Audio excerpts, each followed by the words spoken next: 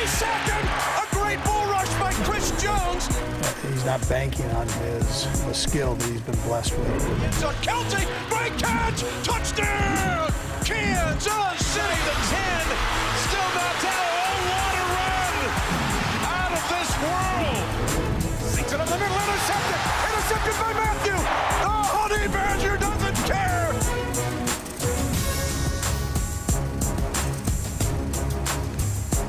A history edition of Chiefs Rewind, and there they are.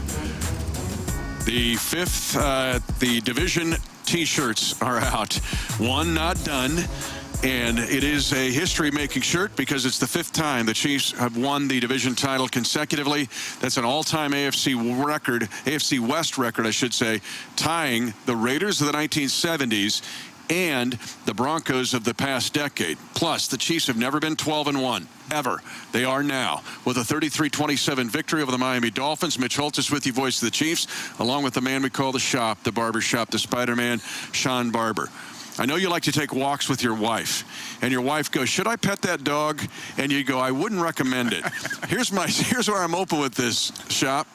I wouldn't recommend beating a good team on the road with 4 giveaways, because it took everything the Chiefs had to beat these guys and to get that T-shirt, win a division title, and to go 12-1. Man, I think we knew it from the outset. The Dolphins were here to play. They came ready with a mindset of creating turnovers, being aggressive. They was going to play their style of football, and it was kind of risky, but it led to some big plays.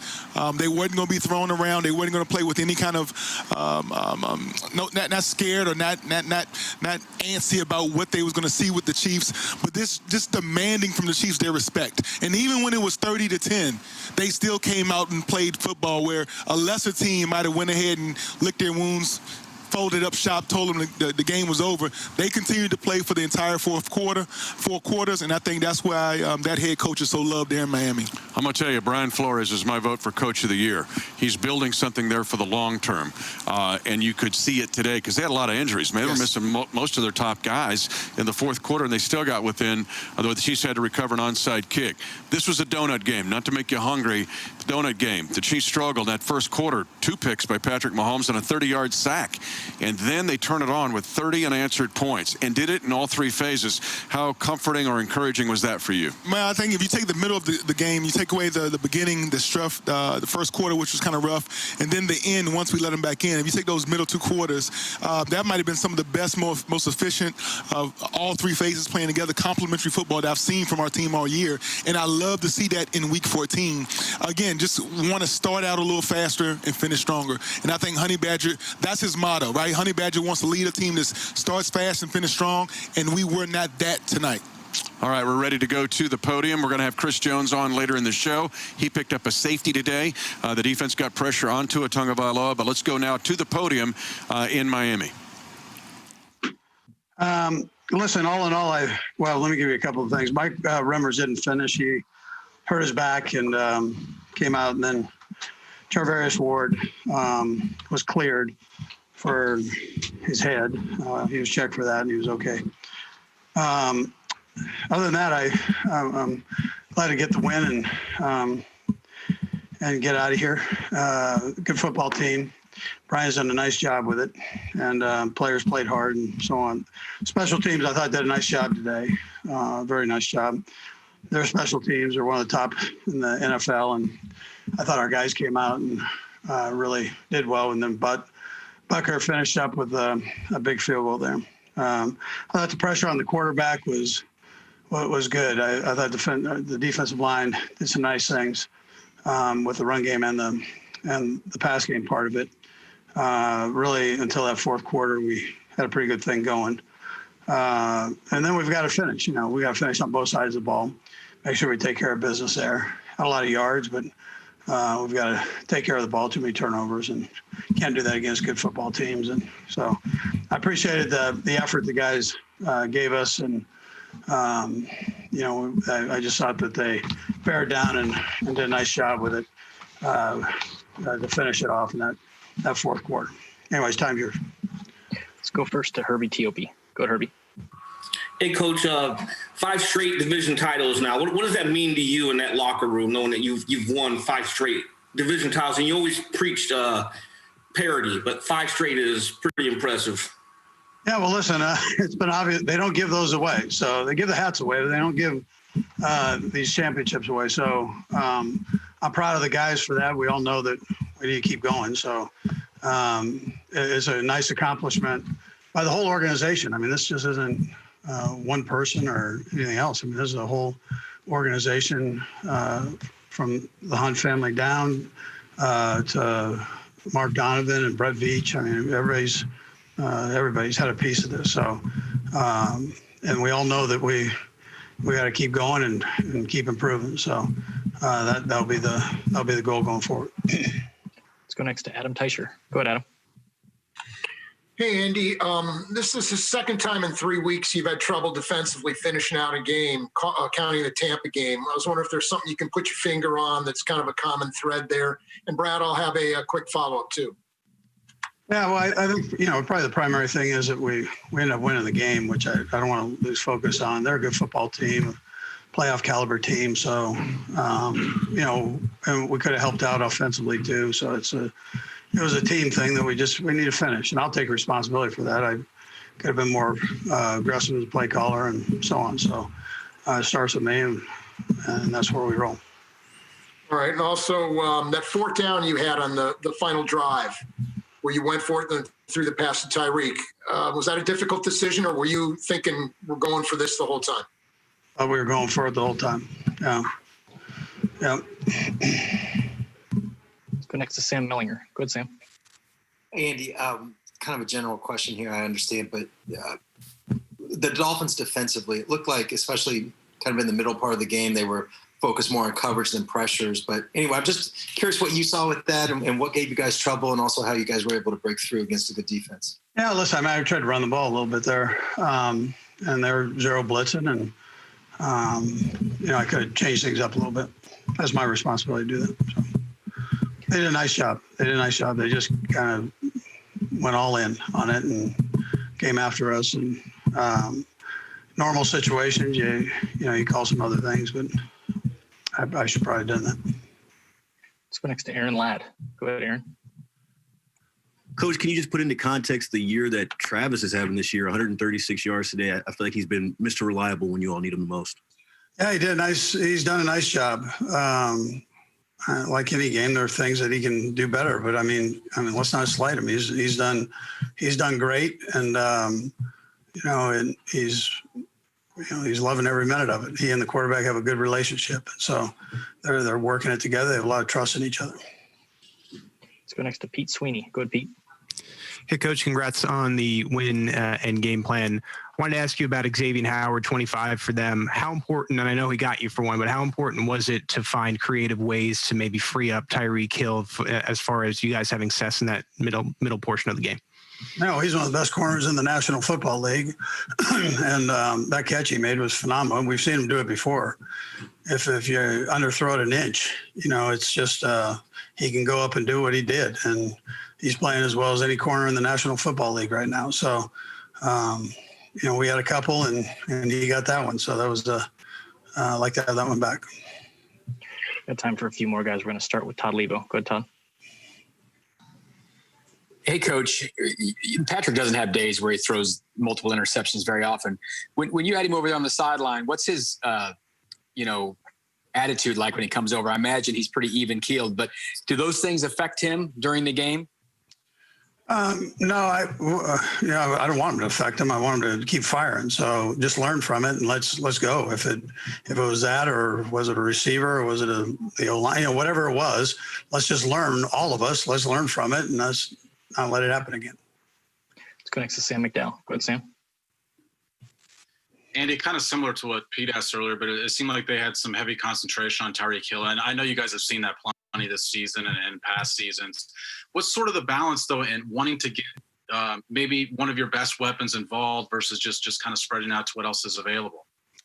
Yeah, well, Pat does a good job of doing that. I mean, he spreads it around and gives everybody an opportunity. We've got good players, and he's willing to get it to them. So, and they did. They had a plan for him, for both he and Kels. And, that's it's a tribute to Pat, though, moving people around and using his throws to other people.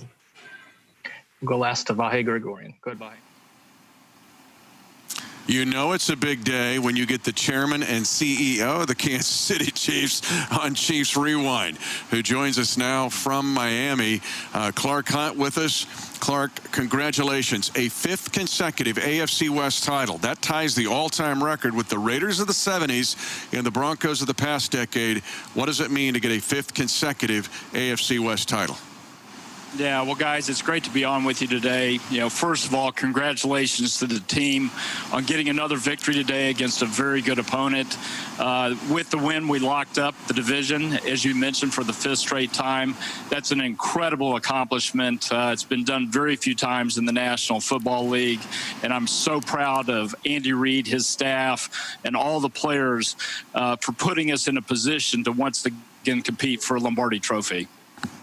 As a former player, I do have to take my hat off and say I thank you. I thank your whole family for bringing me here to Kansas City from Richmond, Virginia. And what a time it is to be not only a citizen of Kansas City, but to be a Chiefs fan. How great does the fan base have to enjoy your leadership and for your direction? I just want to talk about your visionary, being a visionary and bringing Andy Reid here to this organization, and how you started with that step, but you didn't stop there. It went from Andy Reid to Brett Veach, to the rest of the coaching staff. Just how excited are you to have one of the premier teams in the NFL? Yeah, well, as a family, we feel very blessed, and we couldn't be happier to have Andy Reid, Brett Veach, Mark Donovan, the great leaders that we have in the locker room, Patrick Mahomes, Tyrann Mathieu. Just really all of them are phenomenal human beings and clearly great contributors to the success that we've had. But I also have to mention the fans. Our fans are a big part of the success we've had, even with social distancing this year. You know, having the 16,000 fans who've been able to come out to Arrowhead has made a big difference. And I want to give a special shout out to the fans here in Miami today. As I looked out from my seat, it looked like half the fans here were wearing Chiefs gear. It was really incredible, and it reminded me a lot of the Super Bowl, you know, being here only 8-9 months ago when we had such a great contingent of Chiefs fans here in Miami, Florida. Clark, one other thing gets your attention about this game and the milestone. In 61 seasons, 60 seasons prior to this one, the Chiefs have never, ever, ever been 12-1. This team is 12-1. What about that milestone and looking at it from a historical aspect? Well, I just think it gets back to showing what an incredible coach Andy Reid is. If you look at his time in Philadelphia, you know, lots of double-digit win seasons, lots of years making the playoffs, getting his teams, you know, to the conference championships and the Super Bowl. And that's one of the things that's best about Andy is he's so consistent. He's unrivaled in his ability within the National Football League to win games on the road. And I think we saw that today. We turned the ball over 4 times against a playoff caliber team, but Andy still found a way to get the guys focused and back in the game so that we could win it. So a big testament to his greatness and, you know, particularly his unique ability to get the guys fired up to play on the road. And a great point, 10 consecutive road wins. That's an all-time Chiefs record as well. Congratulations, Clark. And I'll echo what Shop said. Your commitment, leadership, you and your family has set your own legacy. Historic times for the Kansas City Chiefs. Congratulations on these milestones. Yeah, well, thanks very much, guys. It's a great time to be part of the Chiefs kingdom. Chairman and CEO Clark Hunt, when you look at the historical marks that are being made here. Now, let's just go back. I saw somebody put on Twitter this week that there's no dominant teams in the National Football League. You go back to November the 10th of 2019. The Chiefs are 21-1. Man, when you talk about dynasty, you talk about legacy, you talk about all the words you can use to try to explain what it means to be one of the best over a extended period of time. We're talking a full calendar year when you talk about that. We're talking about a team that has found a way to unlock every code of every other organization, and they just keep doing it. They keep finding different ways to do it, and we keep talking about, you know, some teams go out here and get moral victories. There is no moral victories in Kansas City. You go out and win the ball game. right? A ugly win is worth way more than a beautiful loss. It's something a coach always told me. You find a way to win the ball game, and it comes with being just persistence, having consistency, trusting one another, communicating. It doesn't always work. It's rare to find 4 quarters of perfect football. But what you understand is they work together. They never give up on one another. They always have each other's back. And that's why this is the team that everybody's picking since the beginning of the year to be the #1 team in the NFL. 7 road wins this year and 5 probably against playoff teams. Let's go to the podium. People are like, what? Patrick Mahomes threw 3 interceptions. He's still got 33 over 5 TDs to INTs. Still subhuman. Let's go to the podium. Here's Patrick Mahomes. I love it, but at the same time, it was just it's just ironic that it had to be at the stadium. Let's go next to Matt McMullen. Go ahead, Matt. Hey, Patrick. I want to ask you about the 4th down play. Can you walk us through that play? And also, what's it mean to you that Coach trusts you to throw the ball in that situation? Yeah, I mean, it just comes with the experience of being in those situations before. He knows I'm going to make the right decision. If it's there, I'm going to take it. If not, I'm going to try to find a way to make it with my legs or give someone else a chance. And so we go through that stuff every single game, preparing for those situations. And I think that's why we execute at a high level when we get put in those situations. And that was the play that we had kind of went over in the meeting the night before, that we would like to go in that situation, and it worked out well. Let's go next to Nate Taylor. Go ahead, Nate. Hey, Patrick, I'm sure you're aware of the statistics, but 4-to-1 turnover ratio today, just what does it say about the pedigree and some of the composure about you guys winning today, even though you had 4 turnovers? It says a lot about this football team in general. It says it talks about how it's not just an offense, it's not just a defense, it's not just special teams. We're a complete football team that finds ways to win in every single way. And you saw in that first half, I mean, it's 80-something degrees outside, and I'm putting the defense back on the field over and over again, and they're finding ways to get stops and keeping us in that ball game so the offense can get going. And so it just shows that we have a veteran group of guys that really understand that we just have to make sure that we keep each other accountable and keep playing for the guy next to you, and we can find ways to win football games. Let's go next to Vahe. Go ahead, Vahe. Hey, Patrick. Of course, you have times where you throw an interception or something goes wrong, but you've really rarely had like a series of things happen, kind of like it did in that first quarter. And I just wonder how you get angry. Do you get determined? What is it that kicks in? Because obviously you had something to shrug off there. Yeah, I mean, I think obviously you get angry. You don't want to turn the ball over and put your defense in that situation. At the same time, I have the ultimate confidence in the guys around me that we're going to keep battling and find ways to win football games. And kind of like I said, our defense kept us in the game. They kept getting stopped whenever they were just on the field. It seemed like the entire first quarter. And then all of a sudden we were leading at halftime. And I feel like this team plays better when their back's up against the wall, and that's a good thing to have about a football team. Go next to Therese Taylor. Go ahead, Therese. Hey, Patrick, congrats on the win, man. Quick question for you. I know when you come off the field, you're focusing on getting your offense together, going over strategy with the coaches and your teammates. But I'm curious if you were able to watch any of Tua at all. What are your impressions of him so far in his career? And also kind of the competitiveness of the Dolphins as they kept fighting and staying in this game. Yeah, I mean, they're a well-coached football team. They have a lot of guys that love to compete, and they're going to fight until the very end. And you've seen that on film week after week. And so it's a good football team that'll probably be in the playoffs, and a team that will be a hard team to take out in the playoffs. And so for us, we should continue to get better and better. And then as far as with Tua, I think he's that I kind of talked about it earlier this week, but that veteran mindset, you can see that when they were down in that game, he didn't try to force it. He just took what was there and moved the ball down the field and found a way to get the game close. And so he's going to continue to learn more and more, continue to get better and better. And it's a bright future for the Miami Dolphins. Just hopefully not too bright. We got time for a couple more guys. We'll go with Sam and then Adam. Go ahead, Sam. Hey, Patrick, it really seemed like the Dolphins had a concentration on Tyreek Hill today. And I know you've seen a lot of teams that have done that, but what were you seeing from their defense? And does it give you an extra sense of satisfaction when you still are able to beat a double team like you were on that 44-yard touchdown? Yeah, I mean, you said it. I mean, there was a lot of double teams, a lot of safety over the top of them, and then they have a great corner in Xavier Howard on him as well. And so I'm still going to trust him to make plays. I'm going to throw it whenever he gets the opportunity. And I mean, I think it's more about him knowing that he's getting kind of taken out of the offense, of still just maintaining and continue to work. And then all of a sudden he has a jet sweep for a touchdown and a big play for a touchdown. And it's him being a veteran and knowing that we're going to get him the ball in some way if he continues to work. And he did a good job of that today. I'm going to go last to Adam Teicher. Go ahead, Adam. Hey, Patrick, you don't know anything but AFC West championships since you've been with the Chiefs, but it hasn't always been that way in their history.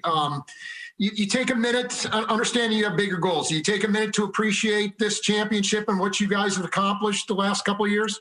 100%. I mean, I've been lucky enough to be brought into an organization that's been able to win the AFC West every year I've been here, but I still appreciate it every single time. I mean, these things don't come easy. You have to battle every single offseason. You have to battle every training camp. During the season, you go through adversity. So you have to really appreciate winning the AFC West. We'll enjoy it probably for the flight over back to Kansas City, and then we get to play the New Orleans Saints next week, who's a great football team. And so we'll have to move on fast and continue to go out there and just compete and find ways to get better going into the playoffs. Patrick, we appreciate the time. Thanks for joining us. Thank you. Yeah, don't get fussy about winning AFC West titles. I've only done this 27 years, but in the first 22 years, 4 of them. 5 in the last 5. It was impressive. One thing I want to ask you about in this game, Coach Reid brought it up immediately, and that was special teams. When you look at value over average, and studying Miami Dolphins this week, I saw they were #1 in the NFL in all categories. How big was it that the Chiefs, they get the 67-yard punt return for a TD by Hardman. Tommy Townsend maybe had his best day. How big was it to win special teams against that team? I think especially today because of the amount of turnovers. If you talk about turnovers, the one thing that can counteract that and kind of even it, maybe equal it out a little bit, is to be dominant on special teams. And our special teams was dominant today. We took it and ran with it. We turned the field when needed on the legs of our punt team, and we covered. We kept their return yardage to a minimum. And then when we had a chance to make a big play, not only did we turn the field, but we turned it in for a touchdown. And you see Hardman making him pay right there. And that was an amazing point in that game. It kind of put a lot of cushion and the momentum so that we could really just turn it on and gather that 30 to 10 point lead. Yeah, 67-yard punt return. The first time a Colts had a punt return for a touchdown. He had the 104-yard kickoff return last year in December in Week 17 against the Chargers on a kickoff return. But I want to ask you what that did mentally and maybe emotionally to the Dolphins. When you take away the best thing they do, well, they had the takeaways as a season.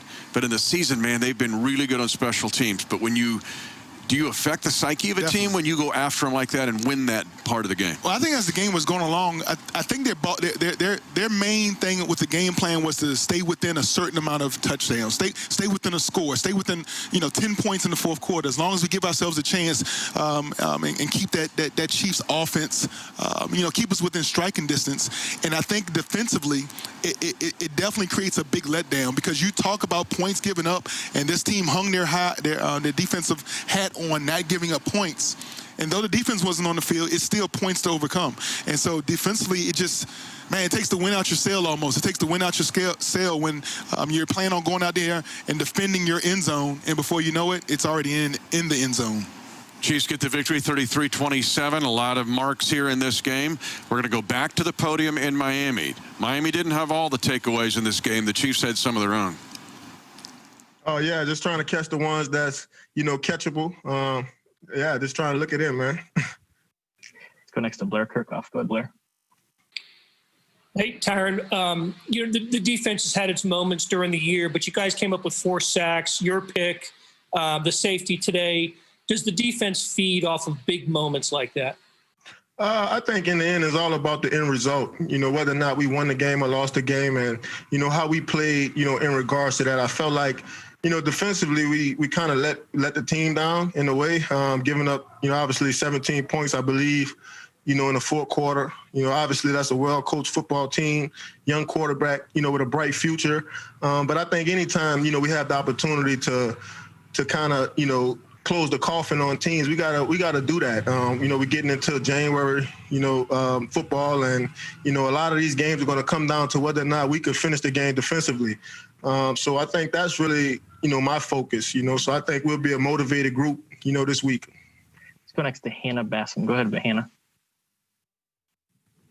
Hi, Tyrann. Congrats on the win. I'm thinking, I know as an organization, the Chiefs are really focused on achieving success this season, but do you ever reflect on how by playing football the way that you do and by being a role model for our community, you really have the power to bring positivity and hope and even a sense of normalcy to our community and our region during these difficult times?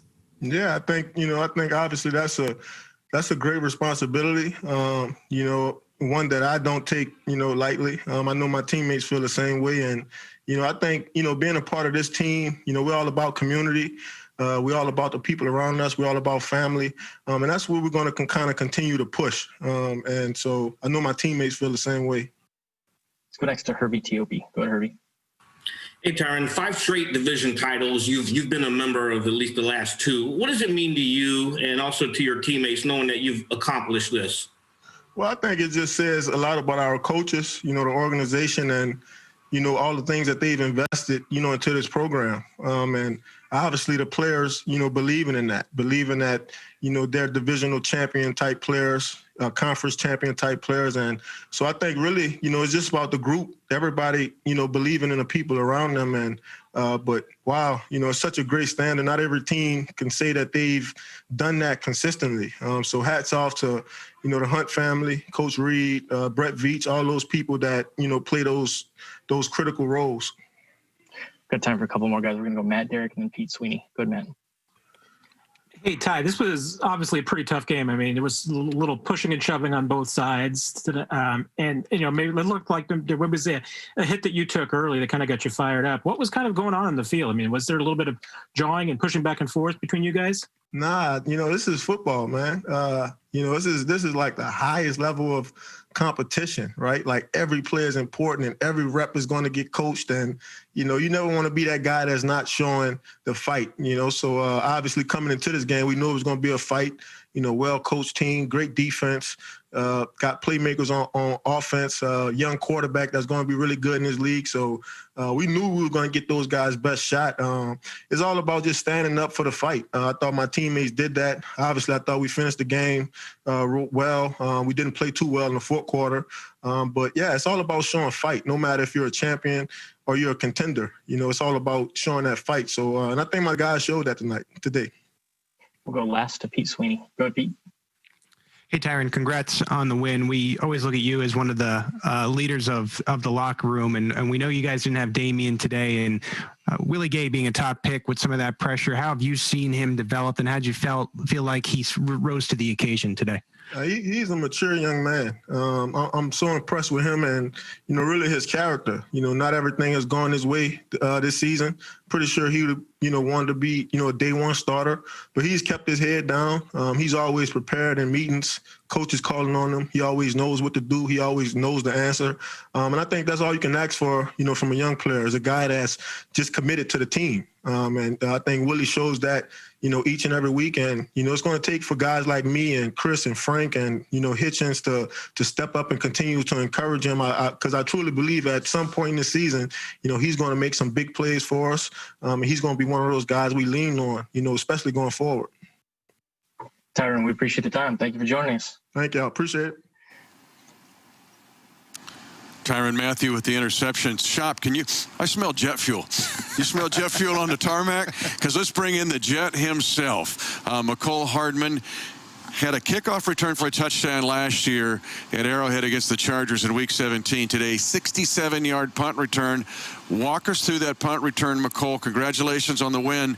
But what about getting that and it's into the end zone for the first time on a punt return? Man, it feels good. I was going to fair catch it at first, honestly. It was a short kick. I was running up to get it, and I was like, I'm just take it. I'm going to catch it and see what happens. And once I seen the outside open up, I got the edge. I knew it was over with from there. So. Well, Coach Tobe has a lot of faith in you, keeps you out there, man. And you have to have an tremendous amount of trust in your teammates to return a punt in that situation, have all you guys fighting for you, sacrifice. When did you know you were able to take it to the house? At what point in that punt did you know that it was not going to be just a long punt, but one you could actually score on? as soon as I got around the edge. Honestly, when I caught the ball and I see I had nobody really around me, as soon as I seen I got the edge, I knew it was ball game from there. All right. Yeah, we saw Willie Gay Jr. out in front of you along with Snead.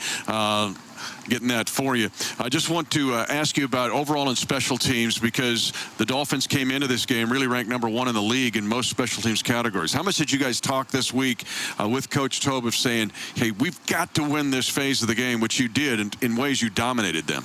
Yeah, it was a major emphasis on their special teams for sure going into the week. And we was talking all week, man. We can really knock them out at #1 spot with a return touchdown. So that was definitely on our mind this week, and I'm glad it came to, come to the light. Well, I know that playoff mindset has started in the locker room and is infiltrated from the coaches. This is where we turn it on. This is where we make our run. There's no room for errors here on out for the rest of the season throughout the playoffs. I know that's the mindset. What are you doing for your game as far as to keep completing it, keep evolving, keep developing what we see from Miko Hardman? I just get better every week. Every day of practice. Watching a little bit more film and just doing my part, on my end, because whenever my number call, I want to, capitalize on the opportunity and help the team, in any way I can, whether that be on special teams or, catching a pass or, catching a jet sweep or whatever it may be. I just want to do my part the best way I can and help the team out. You're a high school legend. You won in North Georgia. You won at Georgia. Now you're winning as a Chief. Congratulations on a division title. And like we're saying, like the shirt says, won and not done. McCall, we're still rolling. Yes, sir. All right, congratulations, McCall Hardman. 67-yard punt return for the touchdown for the Kansas City Chiefs. Return prior to that was 36 yards. Defensively in this game, we'll close it out this way. 4 sacks, pressures, picked up a safety. Rashad Fenton, we talked about the interception by Tyrann Mathieu, but it was really made by Rashad Fenton. Defensively, what did you see in this game in that donut part when they dominated Miami? I saw Shawn actually have great leverage on the receiver, and he didn't rush, he didn't hurry, he didn't panic. Most times you see defensive backs panic, and that leads to the automatic flag. He had perfect placement of his hand, created a breakup. You see him celebrating after the throw a little bit, but it led to a pick. Honey Badger picks it off because Honey Badger has such faith that this guy's going to be there. Whenever you see that trust factor, when trust is so important when you're trying to double team a receiver. We've seen it go the wrong way when the Dolphins tried to double team Tyreek Hill that led to a touchdown. That safety bit up, took 2 steps forward.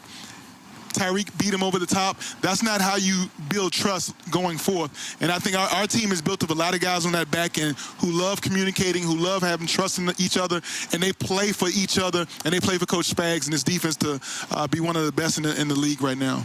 I don't want to close out the show without giving a tribute to your dad. You're going to have a memorial this week for him.